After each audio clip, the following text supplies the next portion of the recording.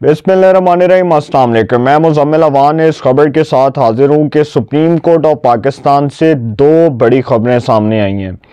एक, जस्टिस शौकत अजीज़ सिद्दीकी साहब की बरतरफी केस से मुतल्लिक के उस केस का फैसला महफूज कर लिया गया। दूसरा, डिप्टी स्पीकर कासिम सूरी, साबिक डिप्टी स्पीकर कासिम सूरी, जिसको हाउस का कस्टोडियन कहा जाता था। देखें, जो स्पीकर होता है वो हाउस का कस्टोडियन होता है, वो पूरे हाउस को लेकर चलता है, वो पूरे ऐवान का जो है ना वो सरबराह होता है।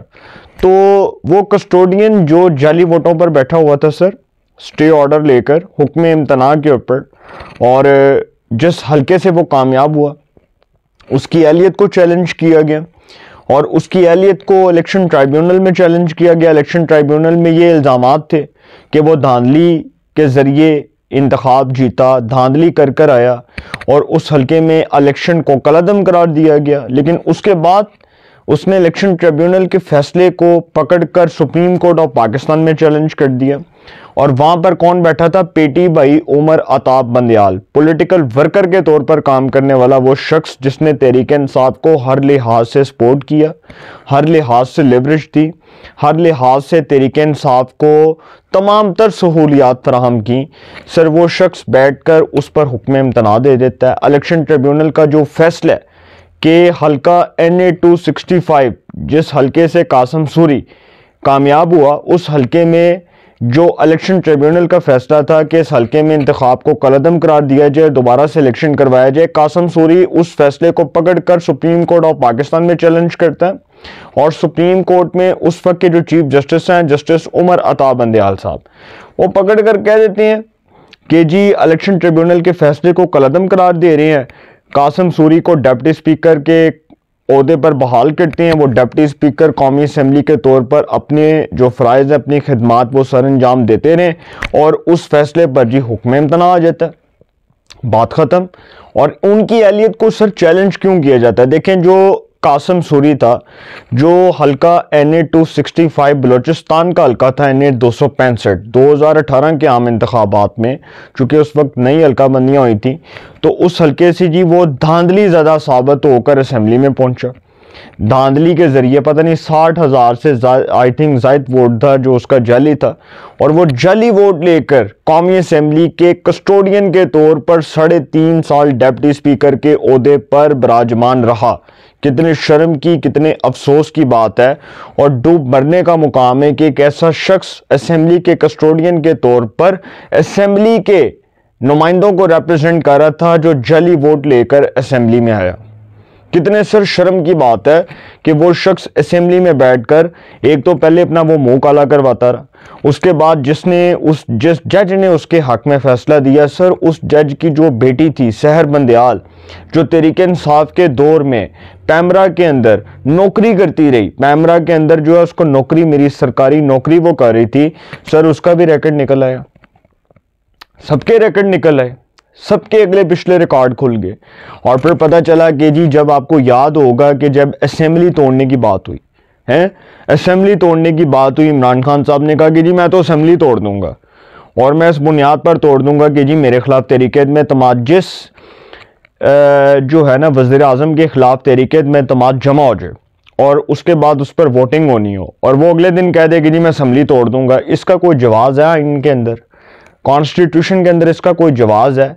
असेंबली के अंदर जब अदम एतमाद आ जाती है तो सर उस पर वोटिंग होती है और वोटिंग के बाद फैसला हो जाता है कि अगर 172 अरकान असेंबली की अक्सरियत, आप समझ लें कि 172 अरकान चाहिए होते हैं कौमी असेंबली में अदम एतमाद कामयाब बनवाने के लिए, अगर 172 अरकान जो हैं उसमें से एक भी वोट कम होता है तो अदम एतमाद नाकाम हो जाती है। तो इमरान खान साहब जो हैं उनके खिलाफ तहरीक में एतमाद जब आपको याद है कि आई थी, तो उस वक्त डिप्टी स्पीकर कौन था? कासिम सूरी। और कासिम सूरी ने कहा कि जी अदम एतमाद जो है वो जमहूरी अमल के खिलाफ साजिश है, ये अमेरिका की रजीम है, ये अदम एतमाद जो है उसको मुस्तरद किया जाता है। और सर उसके बाद आपको याद है कि रात को अदालत खुली थी, उमर अताब बंदयाल, एजाजुल एहसन, मुनीब अख्तर, जमाल खान मंदोखेल, मेरा ख्याल है जो एक और जज थे जस्टिस मज़हर आलम खेल, ये जजेस थे। जिन्होंने ये फैसला दिया कि जी असेंबली जो है जिसको तोड़ा गया उसको बहाल कर दिया जाए, और डिप्टी स्पीकर कासिम सूरी के उस इकदाम को कलअदम करार दिया गया, उसको कलअदम करार दिया गया, उसको मुस्तरद कर दिया गया उस इकदाम को जिसमें कासिम सूरी कह रहा था कि असेंबली जो है वो तोड़ दी गई है, लिहाजा अदम एतमाद जमहूरी अमल के खिलाफ साजिश है और अदम एतमाद पर वोटिंग नहीं हो सकती और ये अमेरिका की रजीम है। अब इस जो है ना फैसले के अंदर वो जिक्र हुआ है। मैं जस्टिस शौकत अजीज सदीकी के केस के ऊपर बाद में आऊँगा। कासिम सूरी साहब जो हैं जी, इसके कासिम सूरी साहब का केस सुप्रीम कोर्ट में चल रहा था और ये स्टे पे थे, आपको याद है ना, ये स्टे पर थे। इन्होंने स्टे लिया हुआ था 2018 के आम इंतखाबात में। NA 265 जो बलूचिस्तान का हल्का है वहाँ से ये कामयाब हुए धांधली ज़्यादा साबित होकर, और सर इनकी कामयाबी को लश्करी रईसानी जो बलूचिस्तान नेशनल पार्टी के रहनुमा हैं, जो साबिक वज़ीर-ए-आला बलूचिस्तान नवाब असलम रईसानी के भाई हैं, उन्होंने इनकी कामयाबी को चैलेंज कर दिया इलेक्शन ट्राइब्यूनल में। और इलेक्शन ट्राइब्यूनल में इस बुनियाद पर चैलेंज किया कि इस हल्के में पहली बात के धांधली हुई है, इनकी कामयाबी का जो नोटिफिकेशन है उसको कलअदम करार दिया जाए। इलेक्शन ट्राइब्यूनल ने NA 265 में कासिम सूरी की बतौर डिप्टी स्पीकर कौमी असेंबली जीत को कलअदम करार दिया, उनको फारग कर दिया और कहा कि जी इस हल्के में दोबारा इंतखाब करवाया जाए। कासिम सूरी साहब जो हैं उन्होंने इलेक्शन ट्राइब्यूनल के फैसले को सुप्रीम कोर्ट ऑफ पाकिस्तान में चैलेंज कर दिया। सुप्रीम कोर्ट ऑफ पाकिस्तान ने इलेक्शन ट्राइब्यूनल के इस फैसले को कलअदम करार दे दिया कि इस हल्के में दोबारा इलेक्शन करवाया जाए और कासिम सूरी को बतौर डिप्टी स्पीकर कौमी असेंबली उसके पुराने ओहदे पर बहाल कर दिया। कासिम सूरी को कहा गया कि जी आप डिप्टी स्पीकर कौमी असेंबली के ओहदे पर बहाल हो चुके हैं। कासिम सूरी जी फ़राइज़ सर अंजाम दे रहे थे, खिदमात सर अंजाम दे रहे थे। और देखें सर, हैरानगी इस बात की कि असेंबली का कस्टोडियन, क्योंकि स्पीकर जो होता है वो हाउस का कस्टोडियन होता है, तो जो असेंबली का कस्टोडियन था वही जाली वोट लेकर बैठा हुआ था, उसको कोई पूछने वाला ही नहीं था। उसको किसी ने पूछा कि तुम जाली वोट लेकर असेंबली में आए और तुम्हारी मॉरल क्रेडिबिलिटी क्या थी, तुम्हारी बुनियादी साख क्या है जितना तुमने इस असेंबली को बदनाम करवाया। और सर वो बैठकर वो आराम से सत्तू पी के सोया हुआ है, उसको कोई पूछने वाला नहीं है। और फैसला देने वाला कौन है? PTI का political worker justice Umar Ata Bandial, जिसने ये फैसला दिया। सर आप उसको दाद पेश करें, जिसकी सास की ऑडियो लीक होती है और वो कहती है कि जी मैं राफिया, वो जो ख्वाजा तारिक रहीम की अहली है राफिया तारिक, उससे वो बात कर रही है और उसको वो कह रही है कि राफिया मैं तुम्हें बता रही हूँ अगर इमरान खान को कुछ हुआ तो मैं जान दे दूंगी। है सर, देखें ना, जिस जज की पॉलिटिकल एफिलिएशंस हों किसी पार्टी के साथ और उसकी फैमिली इस तरह से ऑडियोज़ के ऊपर बातें करते पकड़ी जाए, तो सर फिर इंसाफ गया भाड़ में और इंसाफ गया तेल लेने। फिर इससे ज़्यादा मैं बात कोई नहीं करूँगा, क्योंकि सर इंसाफ तो जूती के नौक के नीचे, सीधी बात है। सबको पता है वो फैसले क्या आते रहे। आर्टिकल 63A के ऊपर बंदयाल ने फैसला दिया, सबको पता क्या। 14 मई इलेक्शंस का फैसला दिया, सबको पता कितना मुतनाज़ फैसला था। बंदयाल का दौर मुतनाज़ तरीन रहा। बंदयाल साहब वो जज हैं जिन्होंने कासिम सूरी को हर लिहाज से लिवरेज दी, तहरीक इंसाफ के पॉलिटिकल वर्कर के तौर पर काम किया, तहरीक इंसाफ को हर तरह से सपोर्ट किया, तहरीक इंसाफ को हर तरह से सहूलियात फराहम की, तहरीक इंसाफ को हर तरह से लिवरेज दी, तहरीक इंसाफ के लिए काम करते रहे। सर बतौर पार्टी वर्कर के काम करते रहे, इमरान खान साहब के लिए काम करते रहे। तो जी कासिम सूरी साहब जो हैं जी, उनको जब ये कहा गया कि जी इलेक्शन ट्रिब्यूनल का फैसला कलअदम करार दिया जा रहा है, आप डिप्टी स्पीकर कौमी असेंबली के ओहदे पर बहाल है और आपको हुक्म इम्तना दे दिया गया, स्टे ऑर्डर। सर उसके बाद आज तक केस लगा ही नहीं। अब लगा केस सुप्रीम कोर्ट में और अब जो है ना आर ना पार। अब सुप्रीम कोर्ट ने जो है ना इसका फैसला सर बड़ा तारीखी देना है। Chief justice of Pakistan justice Qazi Faez Isa की सरबराही में 3 रुकनी बेंच ने इस केस की समाअत की। कासिम सूरी का केस सुप्रीम कोर्ट में चल रहा था, ये स्टे पर थे, जाली वोटों पर डिप्टी स्पीकर बने रहे। इनकी अहलियत को BNP के लश्करी रईसानी ने चैलेंज कर रखा था।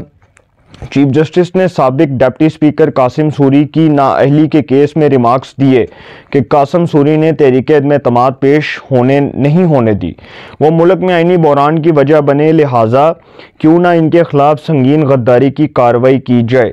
चीफ जस्टिस ने कहा कि कासिम सूरी ने तहरीक एतमाद पेश नहीं होने दी। इनका इकदाम सुप्रीम कोर्ट के 5 जजेस ने गलत करार दिया। इनका इकदाम सुप्रीम कोर्ट ऑफ पाकिस्तान के 5 जजेस ने कल अदम करार दिया।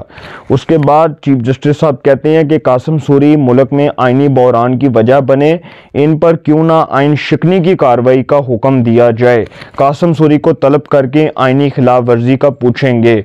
अदालत ने कासिम सूरी और लश्करी रईसानी को ज़ाती हैसियत में तलब कर लिया और रजिस्ट्रार को भी नोटिस जारी कर दिया। अदालत ने 3 हफ्तों में रिपोर्ट तलब करते हुए समात 1 माह के लिए मुलतवी कर दी। ये थी जी पहली खबर।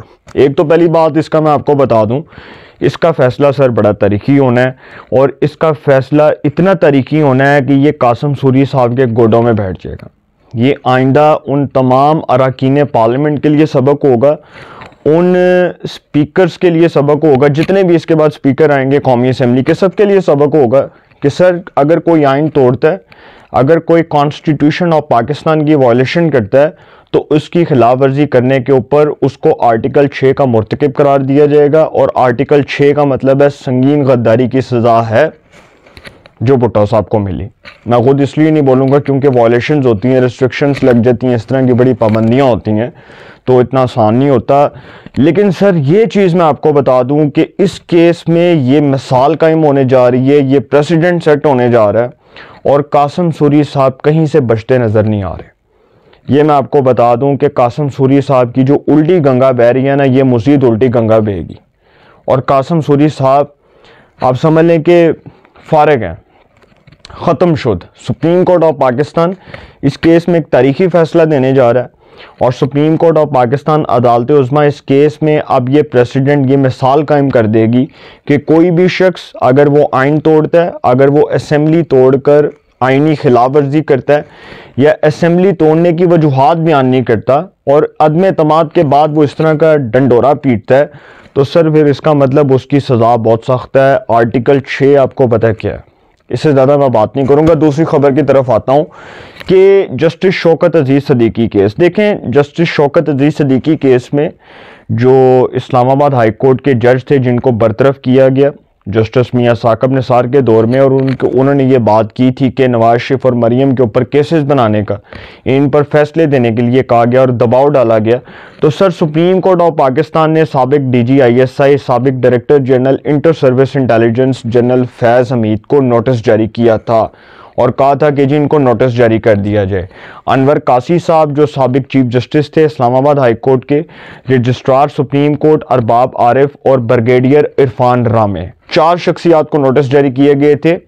अनवर कासी, अरबाब आरिफ, ब्रिगेडियर इरफान रामे और साबिक DGISI जनरल फैज़ हमीद। अब सर 4 शख्सियात को तो नोटिस जारी कर दिए गए। फैज़ हमीद साहब ने सुप्रीम कोर्ट में जवाब जमा कराया कि मैं तो जस्टिस शौकत अजीज़ सदीकी को कभी देखा ही नहीं, मैं तो इनसे कभी मिला ही नहीं, मुझे तो पता ही नहीं इनका, मुझे तो उनका चेहरा भी नहीं पता, मैं तो इनके चेहरे से भी वाकिफ़ नहीं हूँ। तो जी ये जो बातें कर रहे हैं ये हवा में बातें छोड़ रहे हैं। अनवर कासी जो साबिक चीफ जस्टिस रहे इस्लामाबाद हाई कोर्ट के, उन्होंने भी ये बात अदालत में बताई, उन्होंने जवाब जमा करवा कर बताई कि जी जो जस्टिस शौकत अजीज़ सदीकी साहब के इल्ज़ामात हैं वो बेबुनियाद हैं, मैं इन इल्ज़ामात की तरदीद करता हूँ, इनकी नफ़ी करता हूँ और मेरे सामने ऐसा कोई वाक़या नहीं था। अब चूँकि जिन शख्सियात के सर नाम थे, ये एक बड़ी लंबी डिबेट है, इसके ऊपर नहीं मैं जाना चाह रहा। जिन शख्सियात के नाम थे, जिन शख्सियात के नाम लिए गए और जिनको सुप्रीम कोर्ट के ऑर्डर्स के मुताबिक नोटिस जारी किए गए, दरअसल सुप्रीम कोर्ट ये चाहती थी कि हक़ाइक़ तक पहुंचा जाए, हक़ाइक़ की तह तक पहुंचा जाए और पता चलाया जा सके कि जो जस्टिस शौकत अजीज़ सदीकी साहब के इल्ज़ामात हैं ये इसमें कितनी गहरी सच्चाई है और ये किस हद तक जो है वो सच्चाई पर मबनी है।